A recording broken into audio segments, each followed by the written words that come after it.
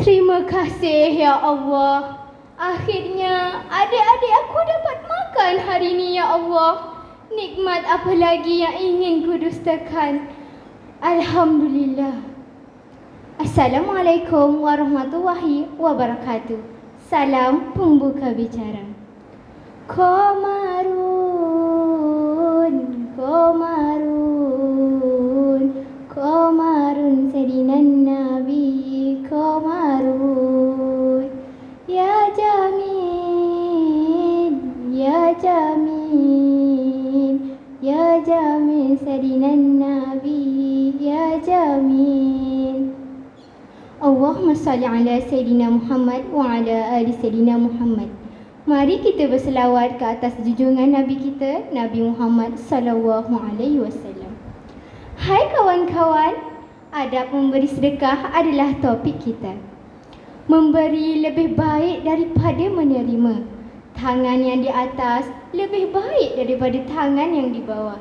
Ini membawa maksud orang yang memberi sedekah lebih baik daripada orang yang menerima sedekah. Kawan-kawan, tahu tak maksud sedekah? Apa? Tak tahu? Ish. Tak apa. Mari saya terangkan. Maksud sedekah ialah pemberian sesuatu kepada seseorang yang lain kerana mengharapkan redha Allah Subhanahu Wa Taala. Jadi, sedekah macam mana yang baik ya? Ada satu kisah yang diriwayatkan Abu Hurairah radhiyallahu anhu. Seorang lelaki datang menemui Rasulullah sallallahu alaihi wasallam lalu bertanya, "Ya Rasulullah, sedekah apakah yang paling besar pahalanya?" Jawab Rasulullah, "Sedekah yang paling besar pahalanya ialah sedekah yang engkau berikan semasa engkau dalam keadaan sihat, semasa engkau berasa ragu kerana khawatir menjadi miskin dan mengharapkan kekayaan." Hadis riwayat Bukhari. Bermaksud, sedekah yang terbaik ialah sedekah di waktu kita sedang susah. Kawan-kawan, ketahuilah bahawa sedekah tidak akan mengurangkan sedikit pun harta yang kita ada. Malah, Allah akan menggantikannya dengan pahala yang berlipat kali ganda. Masya Allah, begitu pemurahnya Allah Subhanahu Wa Taala. Kota idaman, kota Mekah, bayar 1,000, jangan bertingkah.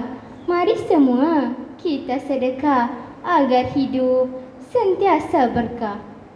Sidang penonton sekalian, perlu kita ketahui bahawa bersedekah juga mempunyai adab yang perlu dijaga. Antaranya ialah ikhlas dalam bersedekah. Kunci sedekah adalah keikhlasan. Sedekah dengan menunjuk-nunjuk dan berbangga diri hanya akan menyebabkan kerugian di akhirat kelak.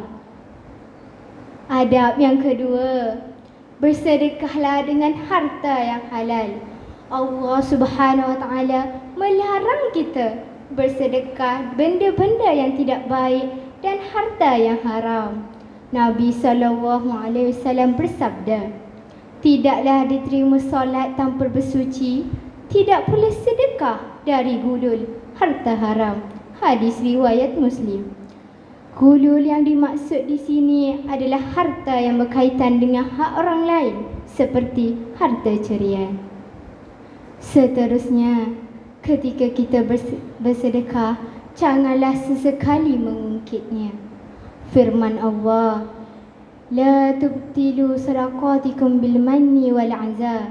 Maksudnya, janganlah kamu menghilangkan pahala sedekahmu dengan menyebut-nyebutnya dan menyakiti perasaan si penerima. Surah Al-Baqarah ayat 264. Justru, usahlah kita mengungkit-ungkit sedekah yang telah diberikan. Jagalah amalan soleh kita sebaiknya. Ingat ya, jangan mengungkit. Last but not least, sedekah atau zakat yang telah dikeluarkan hendaklah dipastikan diberikan kepada mereka yang benar-benar memerlukan. Abid Liu, nama yang tidak asing lagi kan? Siapa yang tak kenal? Beliau merupakan seorang usahawan dan pendakwah Islam yang terkenal dengan sumbangan dan kebajikan. Beliau membantu semua orang tanpa mengira bangsa dan agama. Masya Allah.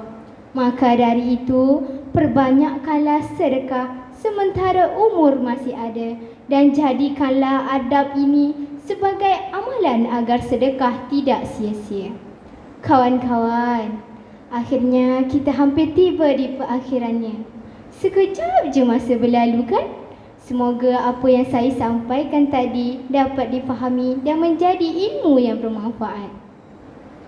Jadi, di sini perakhiran kita bersama. Patin binasa di tempat basah, lalu dimasak hari Selasa. Rajin sedekah, hidup berkah, hidup tenang, aman sentosa. Sekian, wabillahi taufiq wa hidayah. Wassalamualaikum warahmatullahi wabarakatuh.